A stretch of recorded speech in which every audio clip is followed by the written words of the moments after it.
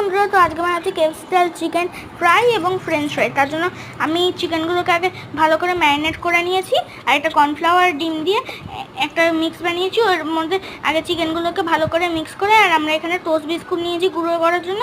আপনারা টোস্টটাই নেবেন, তাহলে বেশি ক্রাঞ্চি হবে। তারপর ওগুলোর মধ্যেও একটুখানি ওটস দিয়ে ভালো করে মিক্স করে নিয়ে ফ্রাই করে নেবো। এটা ডিপ ফ্রাই করবেন যাতে ভালো করে কাঁচা না থাকে।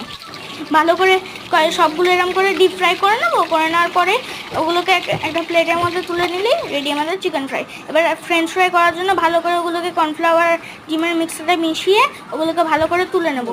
তোলার পরে ওগুলোকে এরম করে সবগুলোকে করে নেবো। তারপরে আরেকবার ফ্রাই করবো, নাহলে ওটা ডিপ ফ্রাই হবে না আর ক্রাঞ্চি হবে না। তারপরে ওগুলো হয়ে যাওয়ার পরে প্লেটে তুলে নেবো। প্লেটে তুলে নিলেই রেডি আমাদের ফ্রেঞ্চ ফ্রাই। আর তারপরে এগুলোকে সস দিয়ে খেয়ে নেবেন, তাহলে দারুণ লাগবে। বাই।